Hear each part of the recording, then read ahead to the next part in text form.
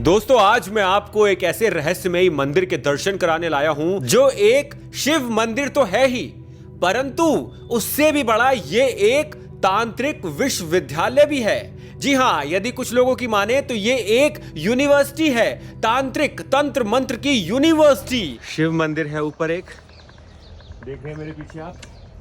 और मैं जा तो कहीं और रहा था पर मुझे दिख गया ये। तो आज सोमवार है, मुझे लगा दर्शन करने चाहिए। देखिए ये ऊपर जाकर है पहाड़ पर। चलिए देखते हैं, जानते हैं क्या है इतिहास इस जगह का। और यदि मेरे जैसे मूर्ख की माने तो मुझे तो ये एक मशीन अर्थात यंत्र लगता है। तो ये है दोस्तों, ये आप तकरीबन 100 सीढ़ियां चढ़कर आएंगे। पत्थर पहाड़ को काटकर ही वो सीढ़ियां बनी हैं। तो जैसे आप ऊपर आते हैं आपको ये गोल मंदिर दिखेगा और चट्टान है, ये बहुत बड़ी चट्टान। सोचिए जरा, उस समय चट्टान पे ये मंदिर बनाया गया, चमक रही है, बिल्कुल धूप पड़ रही है। सामने वो देखिए एक और चिमनी जैसा दिख रहा है मुझे, पर वो भी संभवतः कोई मंदिर होगा। तो ये चट्टान आपको दिखेगी ऊपर आते ही। परंतु जैसा कि आपको पता है दोस्तों, मुझे हिस्ट्री के साथ साथ मिस्ट्री को समझने में भी बहुत रुचि है। इतिहास तो है, पर इतिहास के पीछे रहस्य क्या है, ये लिखा हुआ इतिहास इस स्थान का, जो मैं आपको आगे बताऊंगा भी किसने बनाया था ये मंदिर। इस मंदिर को इको तरसो महादेव के नाम से भी जाना जाता है। और लोकल्स की माने तो ये एक तांत्रिक विश्वविद्यालय है, जहां आज भी विदेशों से लोग आते हैं तंत्र मंत्र की विद्या को सिद्ध करने के लिए। अब वो मंदिर के अंदर ना बैठकर, बल्कि यहाँ जो छोटी छोटी गुफाएं बनी हैं वहां बैठते हैं। चलिए पहले ये जानते हैं कि तंत्र मंत्र होता क्या है।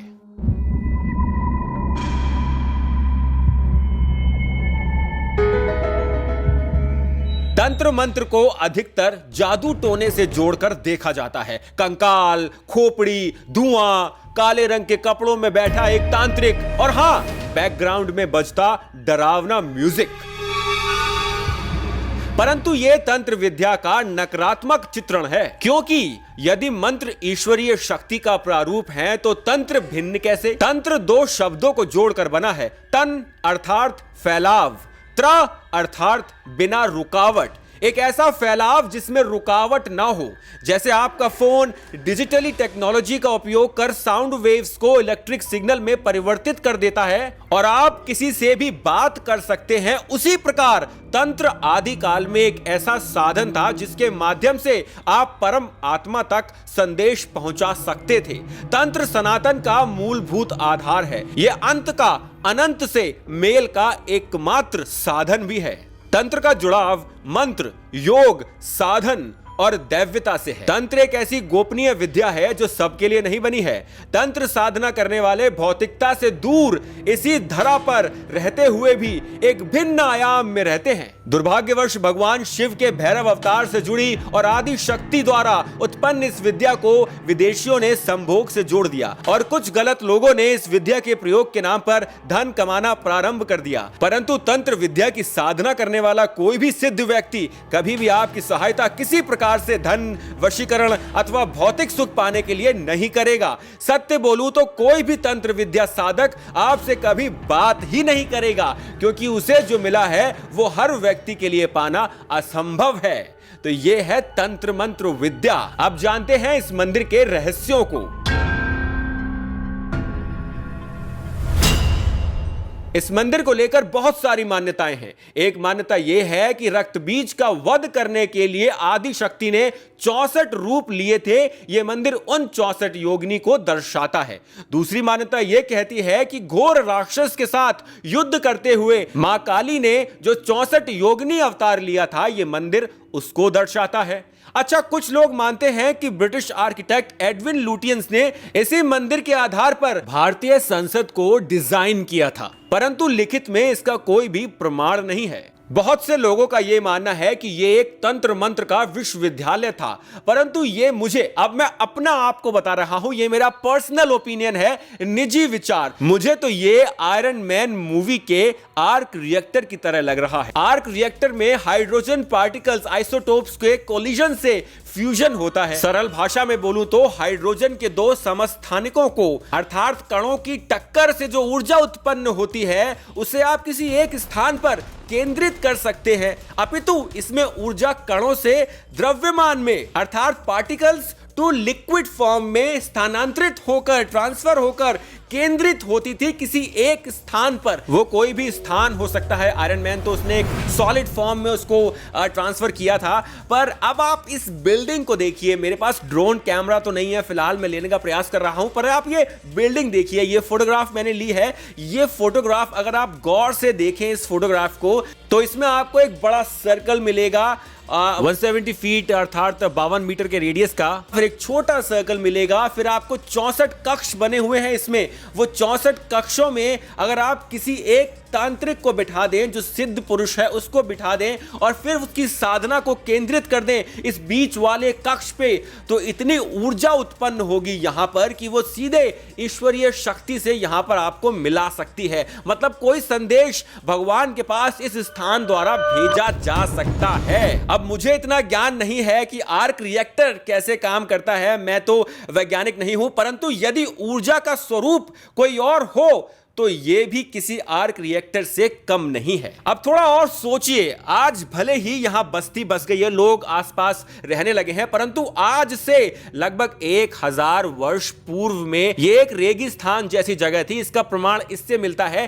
कि इसमें रेन वाटर हार्वेस्टिंग का सिस्टम भी है। मतलब 1000 साल पहले उन्होंने बारिश के पानी को बचाकर उसका उपयोग करने का तरीका सीख लिया था। वो इस मंदिर में बना हुआ है, वो निर्माण किया हुआ है इस मंदिर के अंदर। अब सोचिए कि यहां पर रेगिस्तान रहा होगा, इसी कारण यहां पे पानी को बचाने की आवश्यकता पड़ी उन्हें। और 100 फुट ऊंची एक चट्टान पर, आप सोचिए रेगिस्तान के बीचों बीच 100 फुट ऊंची एक चट्टान पे पत्थरों को काट के सीढ़ियां बनाई, 100 सीढ़ियां बनाई, और फिर यहां पर निर्माण कराया 100 फुट ऊंची चट्टान पर। अब सोच के देखिए। और अभी और सुनिए, ये एक 3 लेवल सिस्मिक जोन है, अर्थात ये एक भूकंपीय क्षेत्र है। इसका मतलब धरा में जो ऊर्जा है, संभव है कि उसको बाहर निकालने के लिए या बाहर निकालकर उसका उपयोग कैसे करना है, वो यहां पर होता होगा। मुझे ऐसा लगता है कि यहां पर इस रहस्यमयी मंदिर में कुछ और भी ऐसे रहस्य हैं जिनके बारे में हम जान सकते नहीं या जानने का प्रयास ही नहीं कर रहे हैं। क्योंकि अगर यह मात्र एक विश्वविद्यालय होता तो यहां गुरुओं के, शिक्षकों के और यहां पर शिष्यों के रुकने की व्यवस्था होती, आसपास और भी कुछ जगह बनी होती, और यहां पर अन्य स्थान भी होते, क्योंकि जहां यूनिवर्सिटी होती है वहां पर तो एक पूरा बाजार सा बन जाता है। यहां सिर्फ एक मंदिर बना हुआ है रेगिस्तान के बीचों बीच भूकंपीय क्षेत्र में। तो ये सामने दोस्तों जो 64 कक्ष हैं वो केंद्रित जिस मंदिर पर हैं, वो मंदिर ये सामने है। ये शिवलिंग आपको दिखाई दे रहा होगा। इस मंदिर में 2 शिवलिंग हैं, एक भगवान शिव का प्रतीक है और एक माता पार्वती का। ये भी अपने आप में एक आश्चर्यजनक बात है, परंतु मैंने ऐसे बहुत सारे मंदिर देखे हैं भगवान शिव के जहां पे माता पार्वती के प्रतीक के रूप में शिवलिंग मौजूद हैं। अब थोड़ी कल्पना करते हैं, तांत्रिक विद्या विज्ञान का उत्कृष्ट स्वरूप था और इस मंदिर से पहले भी इस स्थान पर कुछ ना कुछ अवश्य रहा होगा। उसके बाद यह मंदिर का निर्माण कराया गया होगा। ऐसे ही नहीं बस सोच लिया होगा एक दिन की चलो यहां मंदिर बनाते हैं तंत्र मंत्र विद्या का, ये तो संभव है नहीं। अब 64 कक्षों का उपयोग किसी उत्तम साधना के लिए किया जाता होगा जिसमें 64 योगिनी एक ऐसी शक्ति को जागृत करने का प्रयास करते होंगे जो उन्हें किसी और ही आयाम में ले जाती होगी। अच्छा, यहां आप एक बात और समझ लीजिए, मैं योगिनी अथवा तांत्रिक दोनों को एक दूसरे के पर्यायवाची के रूप में ही उपयोग कर रहा हूं। दोनों का एक ही मतलब है। हर दिशा में 8 योगिनी फैली हुई हैं। हमारा सनातन धर्म हमें बताता है कि हर दिशा में 8 योगिनी फैली हुई हैं। हर योगिनी के लिए एक सहायक योगिनी है। हिसाब से हर दिशा में 16 योगिनी हुई, तो 4 दिशाओं में 16 × 4 64 योगिनी हो गई। 64 योगिनी 64 तंत्रों की अधिष्ठात्री देवी मानी जाती हैं। एक देवी की भी कृपा हो जाए तो उससे संबंधित तंत्र की सिद्धि प्राप्त हो गई, ये मानी जाती है। अब आगे बढ़ते हैं। संभव है ये तांत्रिक ब्रह्मांड के बारे में इतना जान गए हो कि उन्हें इस जीवन में कोई रुचि ही ना रही हो। समस्या ये रही कि भारत में एक समय बैरागियों की संख्या बहुत अधिक बढ़ गई थी। लोगों का गृहस्थ जीवन से मन हट गया था और वो संभोग के बारे में सोचना उन्होंने बंद कर दिया था। और इस बात का फायदा उठाया मुगलों ने। भारतीय भूमि पर उन्होंने अपने पैर रख दिए और उन्हें ज्ञान विज्ञान में तो कोई इंटरेस्ट था नहीं, रुचि थी नहीं, तो उन्होंने ऐसे मंदिरों में सिर्फ लूटपाट मचाई। और जब तक अंग्रेज आए जिन्हें थोड़ा बहुत नॉलेज थी, जो इंटरेस्ट रखा करते थे, तब तक वैज्ञानिक जो थे हमारे पूर्वज और निर्माणकर्ता ऐसे मंदिरों के और रहस्यों को जानने वाले सभी लोगों को या तो मुगलों ने मार दिया था, अन्यथा उनकी स्वयं ही उनकी मृत्यु हो गई थी। तो इस मंदिर के बारे में किसी को कुछ बताने वाला कोई था ही नहीं। आज भी इस मंदिर में ऐसे बहुत से रहस्य छुपे हैं जिन्हें ढूंढने का प्रयास किया जा सकता है, परंतु वो मैं सारे 64 योगिनी मंदिर जितने भी हैं उनके एक बार दर्शन कर लूं, उसके बाद ही इन मंदिरों के बारे में कुछ समझ पाऊंगा। यदि मैं समझ पाया तो आपको भी बता पाऊंगा। अब जानते हैं कि यह मंदिर है कहां। मध्य प्रदेश के ग्वालियर से लगभग 55 किलोमीटर लगेंगे आपको मुरैना पहुंचने में। मुरैना से 25 किलोमीटर लगेंगे इस स्थान पर पहुंचने में। यह एक छोटा सा गांव है मितावली, जहां स्थित है यह अद्भुत मंदिर। मंदिर का निर्माण कच्छप घाट राजा देवपाल जी ने 1323 कॉमन एरा में कराया था। मंदिर के बाहर एक नंदी जी की मूर्ति लगी है जो एक ही चट्टान से बनी है, मतलब एक ही पत्थर से बनी है।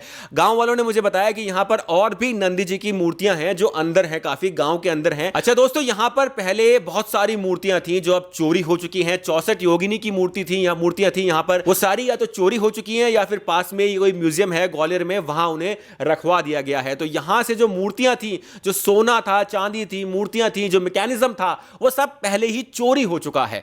परंतु यह मंदिर अद्भुत है। एक बार यहां पर अवश्य आइएगा, आपको आनंद आएगा। यहां पर 64 कक्ष हैं, हर कक्ष में एक शिवलिंग पहले हुआ करता था, अब नहीं है। अब तो बस जहां रखा है वहां रखा है।